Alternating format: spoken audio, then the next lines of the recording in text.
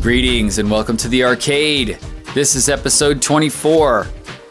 This episode is an all-access tour of Rob Berk's amazing private arcade. Rob Berk is the founder of the Pinball Expo and has one of the most amazing collections of pinball machines, video games, and game room items.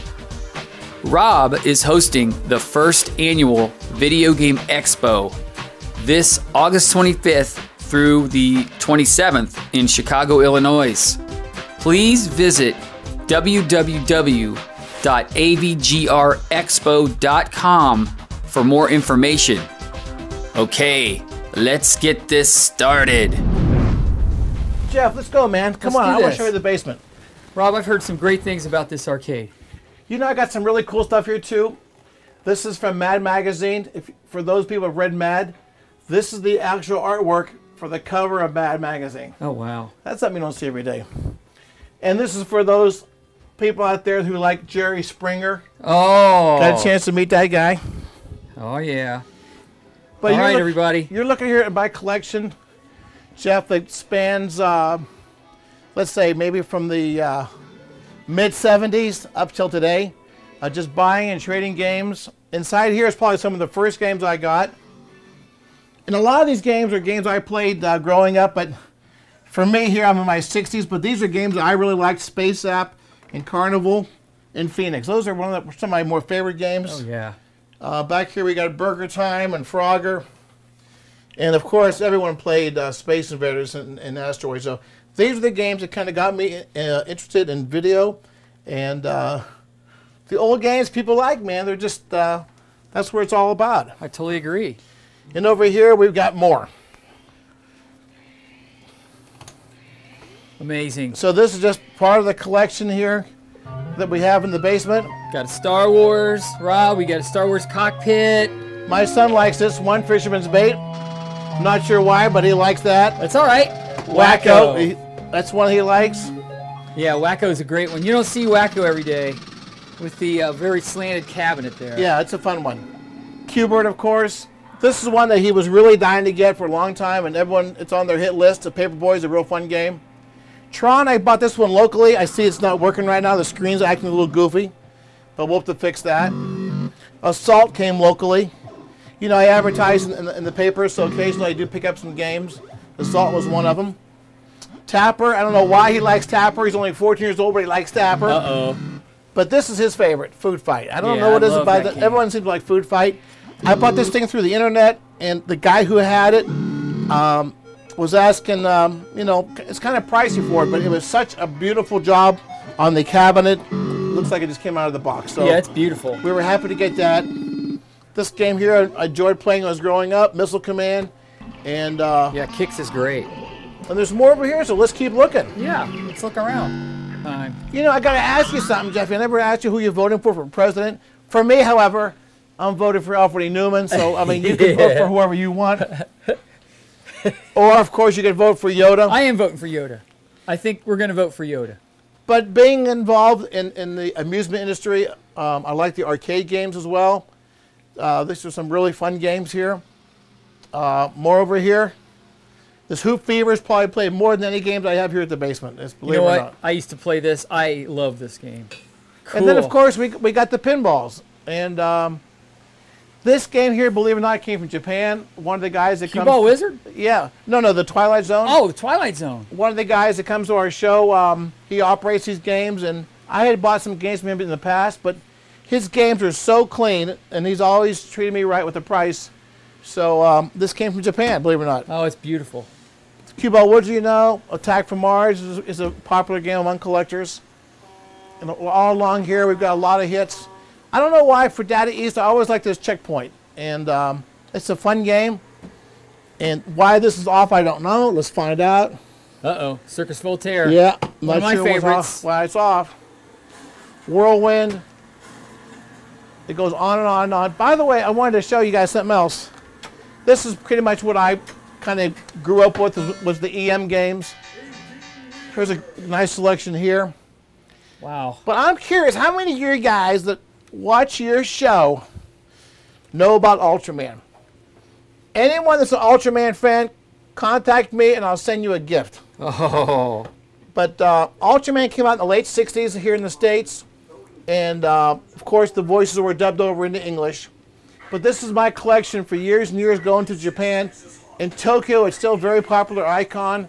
And as you can imagine, Ultraman toilet tissue, Oh, geez. Ultraman bottled water. Oh, my gosh. So it's such a big part of their culture. And all the antique toy stores all through Tokyo sell Ultraman stuff. So it's really great if you're an Ultraman. Look it up here. Look at all the action figures you have. Oh, it's crazy. Oh, that's amazing. So I went to G-Con years ago down in Chicago, and I met one of the Ultraman characters that goes by the name of Ito.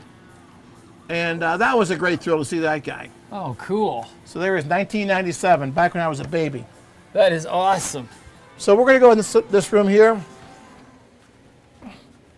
What's this room? What do you call this room? It's like you're older. Oh, that's cool with the Krispy Kreme. Well, and then Hercules, world's largest pinball machine. There you go. Amazing. And hey, Rob, can you stand next to your Hercules just so we can give an idea of just how big this game is? there you go, buddy. That is amazing. Now, as you see, for Hercules, it used the cue ball, for those of you guys that have never seen it. Oh, jeez. So everything is big. This was made by Atari, so you know about Atari. But They didn't make too many pinballs, did they? they made 200, I believe, of this game. Oh, wow. And I know you are into always crazy stuff. Look at that fan over there. Oh, cool. Oh, I like it. Oh, I like it. Sweet. That's impressive. That's impressive. So when we have pinball parties here, Oh, it it actually gets puts hot out some down good here, air, so the yeah. fan goes on. Hey, Rob, talk to me for a second about Penny Pitch. This game was made by Williams in the late 60s. I believe, well, it was probably a collaborative effort, but they made 2 or 3 different titles.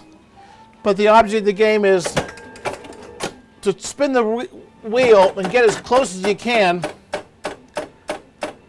to the end here without going over. Oh, wow. So 0 points. I went too far. The most you can get, I believe, is 3 points. This might get us there. This looks good. This looks. I think we're going to be okay. 1-1, 2 points, 3. That's the best you can get. That's right. You saw it right here live. I got the best. Awesome. So this is a real fun. I mean, it's a unique game. You don't see them too often, but it's fun. And over here's more pinballs. Oh, look at these. This text is one of the first games I had growing up, and this is the game that kind of got me hooked on pinball. When I was probably about 10 or 12 years old, this game my dad bought for me, and it's been a big part of my life because it seems like anyone that collects pinball machines, they always remember the first game they played. Oh, I love it. But I put a lot of work and time in to try to refurbishing the game so they look like new. And this Texan plays real great. Let's go into the, this looks like some more vids and more pins. I don't know what it is. But you want the lights on or lights off? Or just the machine lights on? Both. What do you want first? Machines. All right. Contact. Wow. Oh my gosh, that's amazing. I love the sounds. Can you hear them? So inside here we've got several video games and pinballs. And Jeff, this is the first pinball machine I ever owned. This is when I was 5 years old. This was sitting in the basement of my home. So this is the game that got me hooked on pinball. Oh wow! Look at the wood rails on this thing. Oh, that's so cool. Look at the flippers on this thing. Oh wow! So I mean, we're talking prehistoric, buddy. What year is this? 1947. Wow. By the way, this Berserk was played by Joel West. He was here about a month ago. Oh wow! There, he signed it. Look at that. There you go, baby. Mr. Joel, a very fine gentleman. Yep. I've met Joel a couple times. But anyways, these are all more of my favorite games in the collection. A lot of pinballs. Battle Zone. Yep, videos. Donkey Kong, Dig Dug. Amazing. So the biggest problem I have is where to put the next game. I've run out of room. That's the problem. Oh, Hershey's space here. Maybe I can put. You got one space. Maybe at least 1 or 2 pinball videos I think a here. video game would go good here. This is the latest pinball I got, Metallica. Oh, cool. For those guys who are into that. I got to play that one. Yep. And this is a fun game here for those that are into the gun games. Haunted House. Wow. This back here, I got 2 coin-operated popcorn machines. Oh. So this is real cute. This is an older model here, but this piece here is really nifty. If you look carefully here, Uncle Jeff, you'll see when you put your dime in here, this, we'll call it a cooking pot, drops down. Oh, wow. It fills with oil, and then the popcorn seeds fall inside there. It's on a cam unit, so as it's cooking it, the cam moves very slowly. And after about, let's say, a minute and a half or so, it pushes the popcorn forward. It hits this cover here, and then by moving this back and forth, Oh, wow. it drops the popcorn into a bag that you filled up awesome. with. But this is probably very popular back in movie theaters or gas stations. I can see it happening. But you can imagine nowadays, this is a glass globe. What's going to happen? Someone's going to break it. Give it a day. I don't know. An hour, but they'll break it. But I anyways, love ice cold beer, Rob. This is another game that I think is just so cool. Yeah. Again, my son liked this game, so. Oh, I love it. Yep. Yeah, it's a great theme, and it's just addicting. It's very addicting. Yep. Look at this row of games. Wow. So this is more pinball machines of all different eras. And you know, Jeff, this game here is only because of who he is. Oh, yeah. This game will probably go up in price because of him passing away. Yep. What year is Ali? This is in the 80s. Let's see what's marked here. Copyright, and I can't see the year on it. Yeah, I can't see the year on it. Let's see if I can make it out here. It's buried back here. It's underneath the apron, so you can't see it. Oh, it's stern, too. Yeah. Wait, it says out here maybe? Look at the back glass there. Yeah, it doesn't say. Nope. But anyways, this is a real fun game from Stern. There's more and more people collecting the earlier Stern games, and this is one that's very fun. That's awesome. I have one game from Chicago Coin. Most people stay away from this manufacturer, but this is a fun game because it's got the Oh, yeah. It's got the wheels that turn, so whenever the ball hits that, something like Fireball from Bally. Oh, yeah. But instead of hitting just the one, you got the choice, the chance of one, and that's not good.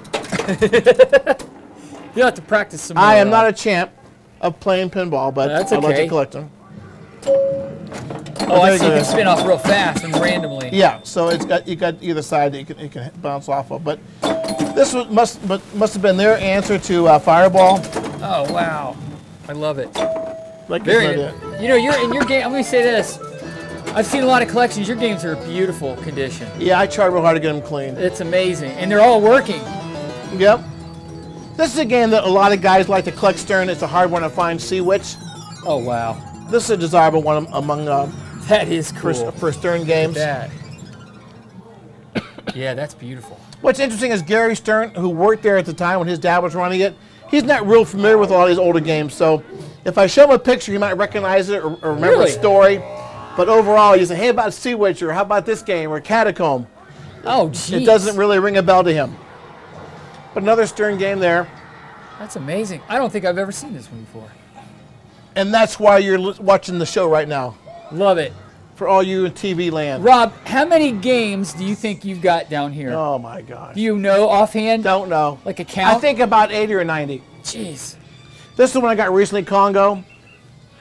And there's 2 stories here. This is really interesting. I want to hear about this. So when the Flintstones movie came out, John Goodman, he appeared on the original back glass for that game. Well, as you see, this is the original Flintstones, and it says, Yabba Dabba, do it. And look who it is. Oh, yeah. Have a Banana Productions. But also what's interesting is, look where Fred's got his hands. Oh, boy. On someone's tush. Yep. You gotta love it. Yeah, you gotta love it, guys. So this is something you don't see every day. but this is a one-off as far as I know, and this is a really cute game. This is another game I bought from Mike Hanley out of Canada, but this is the Jetsons. So you got the Flintstones and the Jetsons, and this is originally a Gottlieb jet spin. Oh, wow. How it was totally revamped. They added this flipper, or this drop target bank. But look at the artwork, guys. It's really cool. Oh, it's beautiful. And then he's got, you'll hear the soundtrack of the Jetsons occasionally on there. So this was a real cute, there you can hear it. Oh, I love it. Oh, I hear it. Yeah. So, this guy developed this guy. I guess he's a school teacher, but he did this thing, and it's really amazing what he did. Oh, that's so cool. Here's a pinball here called Airway. It was from the 30s, pre-flipper, of course. Oh, wow. But this is where it all started, guys. That's so gorgeous. That's fun. I've got a bunny board that looks similar to that one. Mm-hmm. This one's a little, has more. It's got the toilet seats on there. Yeah. Yep. So this is how it was back in the day. Rows and rows of these things, making money at a penny at a time. But that's pretty much it. And then this is wall here is all great these games. These game after game, just amazing. Like, yeah. Games that everybody just would love to have in their collection. This is one I got. This was made by Gene Cunningham. You know, Capcom was the original manufacturer of this game, and they made like 9 or 10 games, and then Gene decided to build, I think it was 200 of these games. It's hard to find this game, but this is also very fun. The theme is fun. The artwork is fun. Oh, it's cool. So that's a great game. Of course, Star Trek is a good one. Oh, and look at Wizard of Oz. So Wizard of Oz, I mean. I said Wizard of War. That's foul. Close enough. Close enough. Wizard of Oz, amazing. My friend John Geiger has one, and I think Jersey Jack did a great job on the Wizard of Oz. You know, it's interesting to me how more and more collectors are kind of crossing over between the pinball and the video. Yeah. I mean, for me, it was strictly pinball and pinball only. But the video is interesting because, you know, once you start collecting and playing it, you remember how you did as a young child playing these games. It is easy to get hooked. And then you talk to guys like you, Jeff. Oh, I got this game and that game. Oh, yeah, I forgot about that. And then you got a guy like me who's pretty compulsive. Oh, man, maybe I should buy that game too. And the next thing you know, the ideal game room is a mixture of the pinballs and the videos. Because no matter who you have come down here, everyone's got different memories. Yep. Some guys remember playing video only. And also it depends on the age of them. For guys, more my age bracket, that's all we have is pinball. But I remember, when Pac-Man first came out, people would line up quarters along the rail there. Just, that's third quarter is my quarter. I'm playing that game next. But for me, it was Space Invaders that kind of kicked it all right. off. And for me, it was Carnivals was a favorite of mine. Asteroids, of course, yep. Pac-Man came. And this Galaxian was a favorite of mine. Oh, I love Galaxian. We used to drive around from bar to bar and see what game they had in the bar. If they didn't have this Galaxian, we would just go to a bar that would have it. So it's an interesting hobby because it's fun. And everyone in this hobby is nice. They're friendly. Like, Jeff, you're the greatest, man. There's thank you. There's other guys out there, but, all you guys are so, have a great warm heart, and that's what I love about it. It's a great hobby, and I'm proud to be in this hobby, actually. Yep. You meet some great people and just see some amazing stuff that you just wouldn't see. And I'll tell you, it's crazy to see how some of these games are increasing in value like crazy. Oh, it's madness. I mean, even in the short time I've been involved with it, you're seeing certain titles that are just worth crazy money. It's just I think Twilight Zone is shocking how high that's gone right now. It's crazy. It's amazing. So, it's fun. Like anything else, it's a fun hobby, and you meet people, which is fun. Yeah. And you go to the shows, which is fun.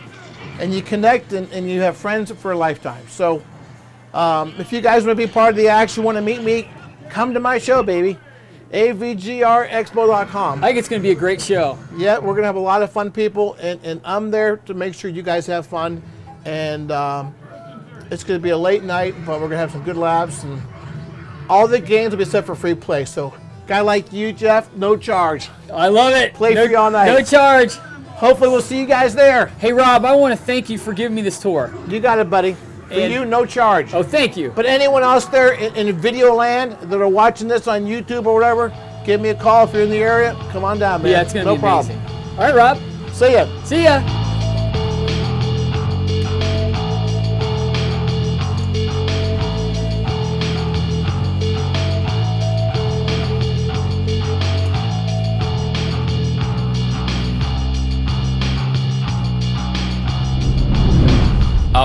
right, I hope you enjoyed this episode of Arcade Hollywood.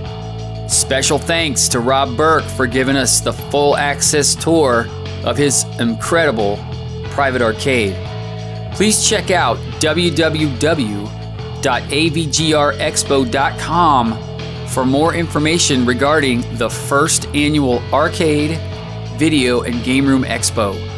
Rob wants everybody out there to come to Chicago August 25th through the 27th for the big arcade event. Once again, wanted to give a shout out to my good friend Mike Miller and his band Origami for providing me with all the excellent music for this channel. You can check out Origami at origami.tumblr.com. Coming soon to Arcade Hollywood, we will visit my good friend John Geiger's incredible Arcade Super Awesome's warehouse. We will attempt to get my Gravatar up and running, and we will feature more game pickups. Don't forget, you can check me out on Twitter, Arcade Hollywood at Hollywood Arcade. We are also out there on Facebook and Google+. Email me with any comments or questions at discohollywood1@gmail.com. All right, this does it for another episode of Arcade Hollywood. Until next time, rock on.